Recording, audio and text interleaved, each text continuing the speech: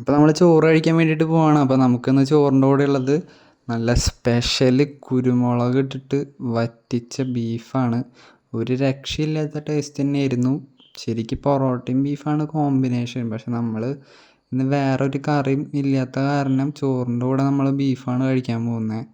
Beef മാത്രമേ ഉള്ളൂ, അതിൻ്റെ കൂടെ വേറെ കായയോ അല്ലെങ്കിൽ നാളികേരകത്തൊന്നും ഇട്ടിട്ടില്ല.